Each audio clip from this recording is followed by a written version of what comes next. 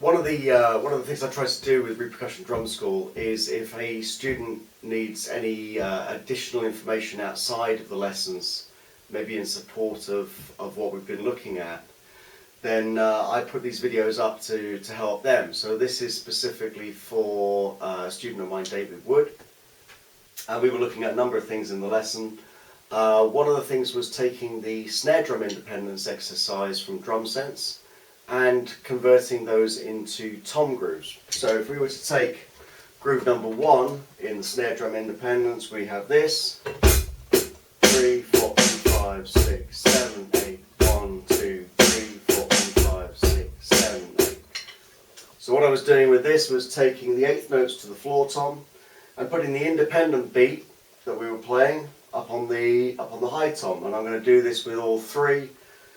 Doing an A-B-A-C combination and moving it around the toms. So this one became this.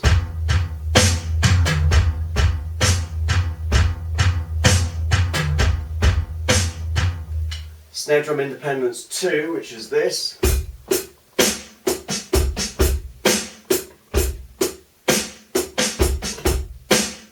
One, two, three, 4, and 5, and 6, 7, 8. That became this, the two ands that fall in between the eighth notes I put on the high tom and the mid tom. 1, 2, 3, 4, and 5, and 6, 7, 8. 1, 2, 3, 4, and 5, 6, 7. And then the last one, where we have an additional independent beat after the last eighth note, which just between snare, bass, and hi-hat sounds like this.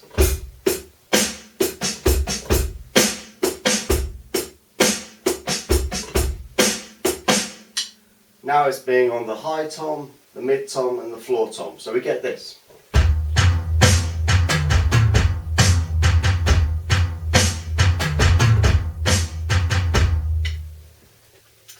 Hopefully that helps with that part of the lesson. We were also looking at a bit of bass drum independence. So the first exercise is this.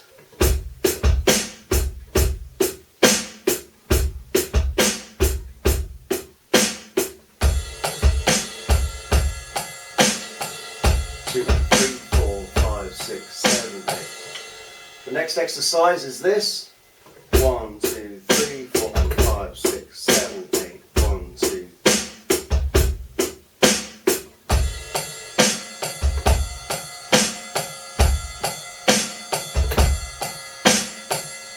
Okay, and the third exercise in bass drum independence with eighth notes is this. 1, 2, 3, and 4, and 5, 6, 7, 8. 1, 2, 3.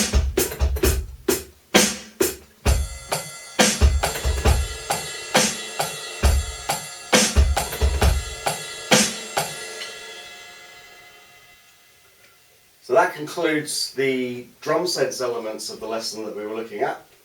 The other thing that we've been doing, I've been doing this with quite a few students, is 10 fills that every drummer should know. These aren't the most difficult fills in the world, but they are very workmanlike, and you can orchestrate these all around the kit to give yourself a whole variety of fills just from very, very basic ideas.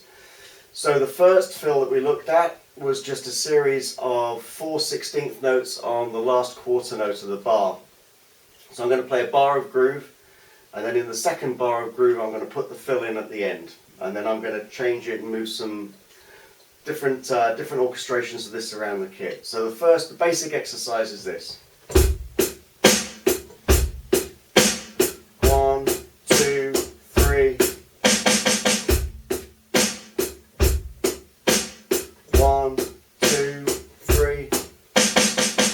Okay, I'm going to move this around.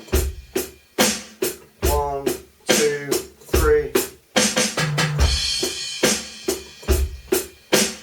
1, 2, 3. 1, 2, 3. 1, 2, 3. 1, 2, 3. 1, 2, 3. The next exercise was a quarter note and 2/8 notes on beat 4. So we have this at the end. Again, very simple, but very, very useful. If you listen to it in the heat of the night on the Brian Adams track, the drummer Mickey Curry uses this pretty much as the main fill right the way through the song. Okay, 1, 2, 3, 4, and 1, 2, 3. 1, 2, 3. Okay, here's some variations. 1, 2, 3. 1, 2, 3. Etc. etc. The last one is a bit more interesting. We've got a rudiment in there, a flam. So it's a lot like exercise 1, this in the 10 fills every drummer should know. We do the flam, we put the second 16th note on the bass drum, and then finish it with 2 back on the snare here. So we got really punchy, really powerful fill. I really like this one. Okay, so again, same drill, bar of groove, 3 beats of groove in the second bar, and then the fill at the end. Here we go. 1, 2, 3. 1, 2, 3. 1, 2, 3. 1, 2, 3. 1, 2, 3. Another element we were looking at in the lesson was a linear pattern, which was a group of 16th notes broken up between the hands and feet. The pattern for this was bass, right, left, right, left. This is a linear pattern from Mike Johnston's book, Linear Drumming, which I'm a big fan of. So the pattern is foot, right, left, foot, right, left, foot, right, left, foot, right, left. So we can take that around the kit and come up with a really cool fill.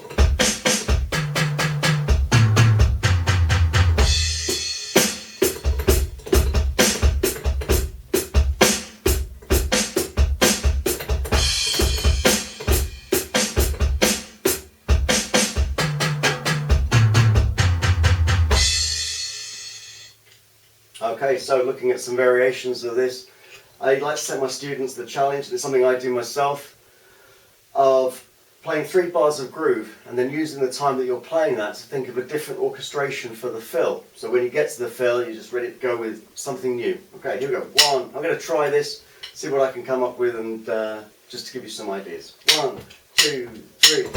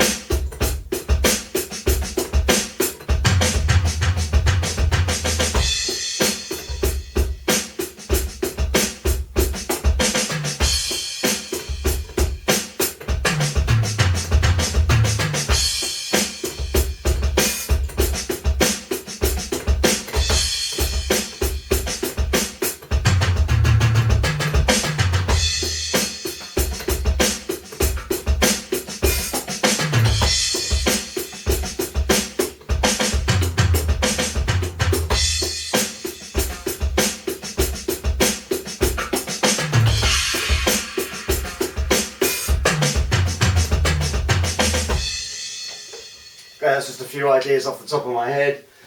There's plenty more where that came from. Really, the only limit with these is your imagination and the number of voices you've got behind the drum kit, and it really sort of brings these patterns to life. I like to teach patterns and then encourage my students to experiment with the orchestration of these. And sometimes the patterns that the versions of it that they come back with are just astonishing. It's a great melting pot of ideas, and by setting yourself the challenge of not repeating yourself, it forces you to be creative, and let's face it, that's something that we all want to do, being musicians and being creative people. Anyway, I hope this has helped with the lesson, David, and I hope this has helped anyone else who's had a look at this. Feel free to give any feedback about this. It's always helpful to know if these are helping people out in the in YouTube land. So bye for now. Thanks for watching. Cheers.